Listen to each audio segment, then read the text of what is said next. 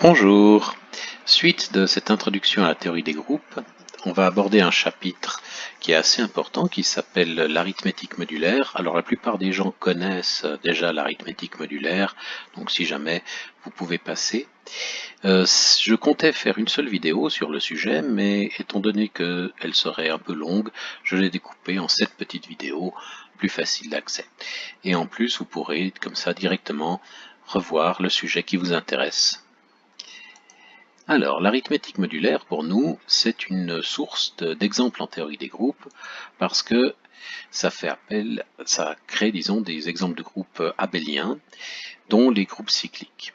Les groupes cycliques, par essence même, ce sont des groupes les plus simples que l'on puisse imaginer, et ils sont, par construction, les groupes donnés par l'arithmétique modulaire, la partie additive en tout cas.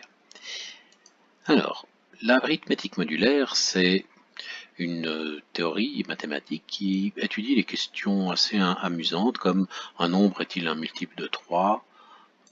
Voilà, alors vous connaissez peut-être le critère, un nombre, ici 14 532, c'est un multiple de 3, car la somme de ces chiffres est aussi un multiple de 3. Une autre question usuelle, c'est on a ici des engrenages ou des roues qui vont tourner l'une sur l'autre. Au bout de combien de temps, ou bien au bout de combien de tours, par exemple de la roue rouge, reviendra-t-on à la position initiale? Alors, ici, si on regarde, donc nos 3 points vont en fait s'aligner, se réaligner au bout seulement de 6 tours. Voilà. Donc, je reprends la position de départ. Voici nos 2 points ici qui étaient l'un face à l'autre, ici entre la roue rouge et verte ici, et ce n'est qu'au bout de 6 tours que, enfin, on revient au point de départ. Alors ça peut être trompeur parce qu'il y a des positions intermédiaires, comme par exemple après 3 tours, là on voit qu'on n'est pas en bonne position, hein, il y a des points qui ne sont pas alignés. À 4 tours, là non plus, on n'est pas aligné. Et il faut bien attendre 6 tours pour revenir donc à la position initiale. Une autre question de l'arithmétique modulaire qui apparaît un peu facile, c'est l'heure qu'il est. Alors par exemple, il est 8 heures et dans 7 heures, il sera 3 heures. Alors, on peut changer. Au bout de 5 heures, il sera 1 heure. On peut changer le point de départ aussi. Donc si on veut l'arithmétique modulaire, c'est l'arithmétique des horloges.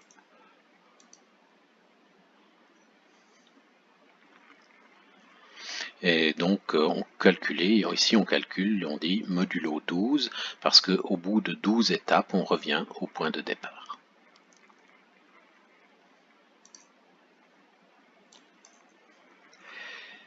Alors, parlons d'abord donc de congruence modulo n, c'est-à-dire au bout de modulo 12, c'était ça, au bout de 12 étapes, on revenait au point de départ. Donc congruence modulo n, c'est la généralisation de ceci. On dit que deux nombres en fait sont congrus modulo n si leur différence est un multiple de n. Donc ça s'écrit ici A congru à B, donc ça se lit congru ici, modulo n. Donc ça veut dire que la différence de A et de B est un multiple entier de n, même négatif, c'est possible. Et donc ici, on a donc cette relation qui s'appelle la relation de congruence modulo n. Modulo n, ça veut dire que on supprime en fait tout ce qui est du n. Tout ce qui devient n est négligeable. Tous les multiples de n sont supprimés. Donc deux nombres sont congrus modulo n s'ils sont égaux à un multiple de n près. Donc cette relation, c'est une relation d'équivalence en fait, c'est-à-dire qu'elle est réflexive, transitive et symétrique. Alors réflexive, c'est assez facile à voir pourquoi. Un nombre est congru à lui-même parce que la différence de ce nombre et de lui-même c'est 0, et 0 est toujours un multiple de n. C'est un multiple de n'importe quoi d'ailleurs. Transitivité, si A moins B donc est un multiple de n et que B moins C est un multiple de n, alors A moins C, qui peut s'écrire A moins B plus B moins C, est aussi une somme de deux multiples de n, donc un multiple de n lui-même. Et la symétrie, si a moins b est un multiple de n, b moins a, ben c'est aussi un multiple de n, c'est l'opposé du précédent. Alors pour ça, en fait, on aura besoin de la division euclidienne, et la division euclidienne, c'est la chose suivante. Si on prend deux entiers, a et b, avec b non nul, eh bien il existe deux entiers, q et r, tels que a c'est qb plus r, donc c'est un multiple de b, c'est q fois b, plus ce petit r, et r, on le choisit entre 0, compris, et la valeur absolue de b non comprise. Par exemple, ici, 361, c'est 21 fois 17 plus 4, hein, donc 361, ici c'est A, B c'est 17, Q c'est 21 et R c'est 4. Ça marche aussi si les nombres sont négatifs. Hein. 219, c'est moins 43 fois moins 5 plus 4. Hein. La condition qu'ici il y a sur le 4, c'est que ce soit plus petit que la valeur absolue de moins 5, donc ce qui est le cas ici. Et attention, hein, si on échange les rôles de Q et de B, on n'obtient pas la même chose. Par exemple, 612, c'est 19 fois 31 plus 23, mais 612, c'est 32 fois 19 plus 4. Donc, allons-y, hein, 19, ça s'appelle le quotient, et 23, le reste, lors de la division par 31. Mais lors de la division par 19, le quotient est 32 et le reste 4. Donc, regardons pourquoi est-ce que ceci fonctionne. Nous prenons donc, puisque b est non nul, hein, on va faire ça, on va prendre tous les multiples de b en fait qui sont inférieurs ou égaux à a. Puisque b est non nul, il y en a toujours. Il y a toujours un multiple de b qui est inférieur ou égal à a. On prend le plus grand élément de cet ensemble et le reste s'obtient comme le a moins q fois b. Alors il faut donc l'existence c'est facile. Par contre, il faut parler de l'unicité. Alors pourquoi est-ce que c'est unique? Alors si on suppose qu'on a deux écritures comme ça, A égale QB plus R et Q' fois B plus R', alors avec R et R' bien sûr qui sont plus grands ou égaux à 0 et strictement plus petits que la valeur absolue de B, alors en réarrangeant ça, on obtient que R moins R' peut s'écrire comme Q' moins Q fois B. Donc R moins R' est un multiple de B. Mais R moins R' est strictement plus grand que moins la valeur absolue de B et strictement plus petit que la valeur absolue de B. Donc il est compris entre ces deux valeurs-là.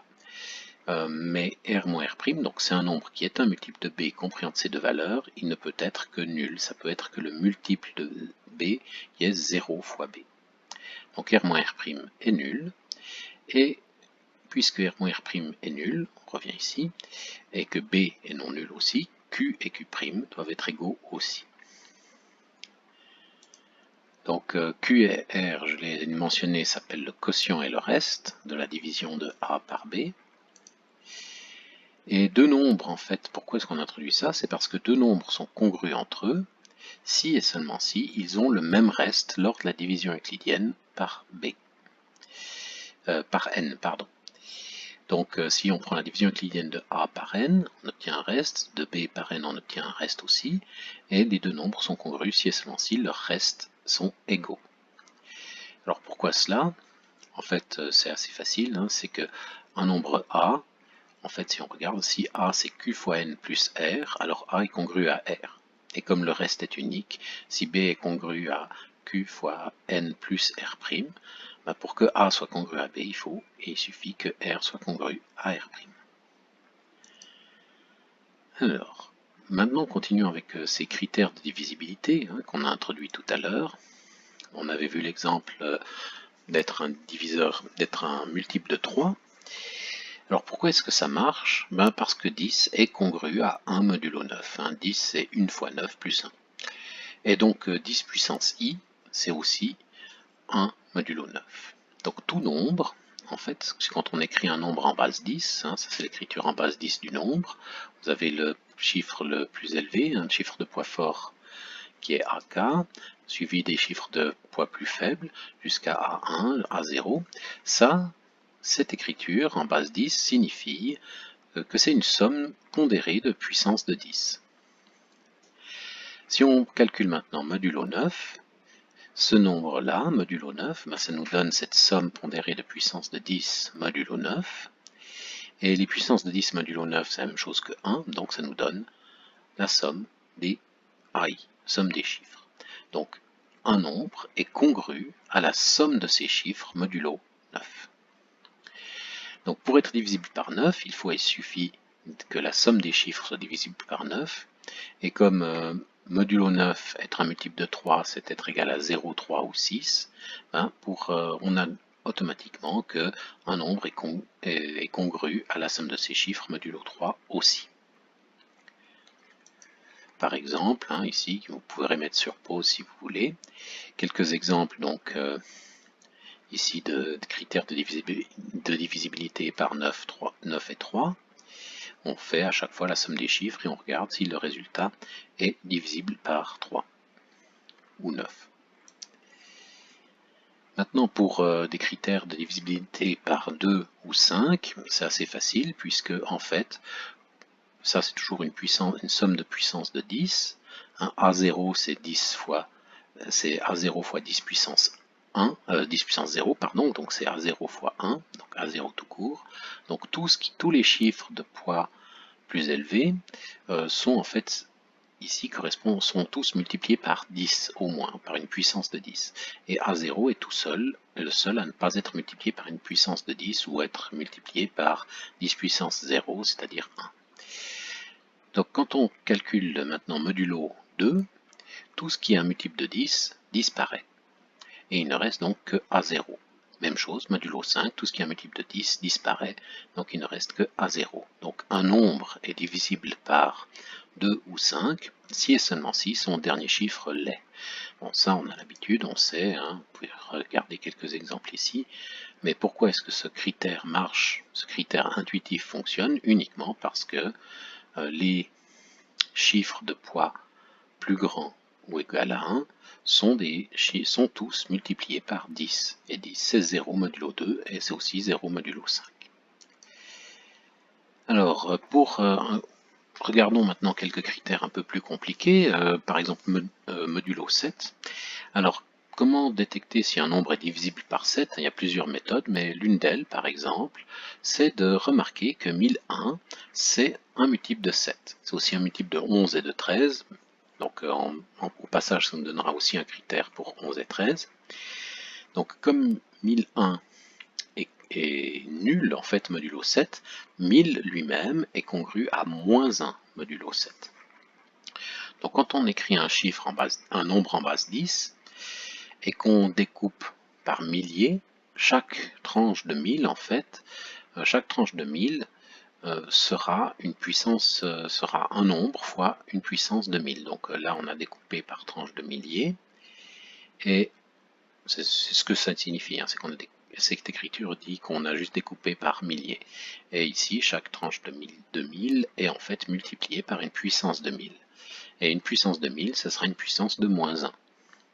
Donc on obtient ainsi une somme alternée des milliers. Et on obtient le même critère pour 11 et 13. Alors par exemple, ce nombre énorme ici, on le découpe par tranche de 1000, et on fait la somme alternée de ces tranches de 1000, et on obtient ici 539, qui est un multiple de 7. Donc ça, c'est un multiple de 7. Il est aussi un multiple de 11 au passage, mais il n'est pas un multiple de 13. Et par contre, ce nombre-là, aussi, si on applique le même critère, on obtient moins 13, qui est un multiple de 13, mais pas de 7 ou de 11. Maintenant, modulo 11, il y a d'autres critères un peu plus simples. Alors, modulo 11, il y a un critère plus facile, c'est juste de se remarquer que 10, c'est moins 1 modulo 11. Donc là, on a juste à faire la somme alternée des chiffres. Donc si on a besoin d'avoir le critère de divisibilité par 11, on n'a qu'à faire la somme alternée des chiffres et non pas la somme alternée des milliers de tout à l'heure. Alors voilà deux exemples, hein, vous pouvez mettre sur pause et vérifier. Et puis on peut continuer, hein, on a 40 qui est congru à 1 modulo 13, donc un autre critère pour 13, qui est plus facile aussi que la somme alternée des milliers. Alors 40, en fait, on s'aperçoit que c'est congru à 1 modulo 13, hein, parce que c'est 39 plus 1. Donc ce qui se passe, c'est qu'un nombre qui est divisible par 13 si et seulement si, quand on le multiplie par 4, c'est aussi un multiple de 13. Hein, parce que 4 et 13 n'ont rien à voir ensemble, donc Si 13 apparaît comme un diviseur de n, alors c'est équivalent à dire qu'il est un diviseur de 4n.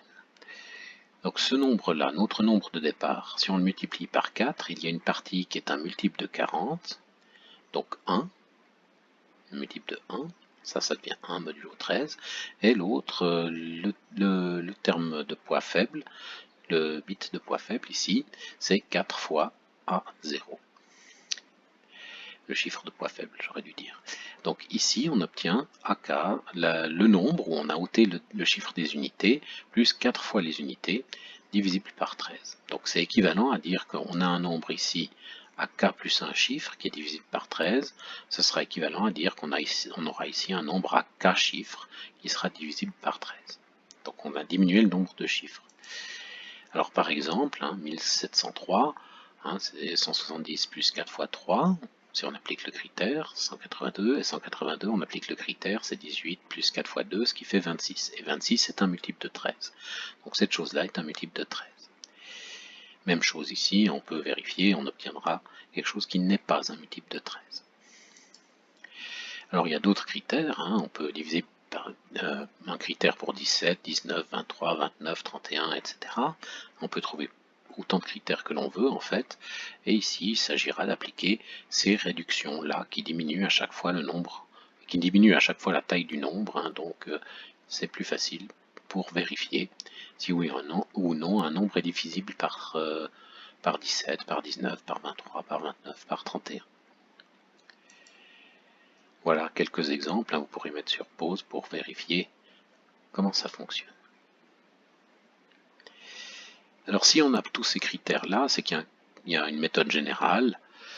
Si un nombre D est un multiple de 10 moins 1, donc c'est 10n plus 1, en particulier n et d ne peuvent pas avoir de diviseur commun, parce que s'ils avaient un diviseur commun, ce serait un diviseur de moins 1. Donc ce nombre-là est un multiple de d si et seulement si, en le multipliant par n, ça reste aussi un multiple de d. Parce que si d divise ce nombre-là, alors il va diviser celui-ci, et réciproquement, si d divise ce nombre-là, alors, puisque n et d n'ont pas de diviseur commun, celui-ci est un multiple de d. Maintenant, on peut partager en deux morceaux, la partie où ce nombre-là est constitué d'un multiple de 10 plus le chiffre, plus l'unité, donc on l'écrit sous cette forme-là, et on s'aperçoit que 10n, modulo d, c'est 1, et donc on obtient ici le critère de tout à l'heure, on regarde que les chiffres de k, que les chiffres de poids plus grand ou égal à 1, et on ajoute n fois le chiffre des unités. Et donc c'est équivalent de dire que ce nombre est un multiple de d, et de dire que ce nombre est un multiple de d. Donc par exemple pour 41, 41 c'est moins 4 fois 10, moins 1, et puis donc il suffit d'appliquer ce critère-là. On met de côté le chiffre des unités, on multiplie et on le multiplie par 4, et on soustrait. Donc voici ici deux exemples où on utilise ce critère. Voilà pour ces critères de divisibilité, c'est une application assez amusante des calculs de congruence, de l'arithmétique modulaire. Ça m'aurait embêté de passer à côté. Prochaine fois, nous allons creuser encore cette arithmétique modulaire. À bientôt.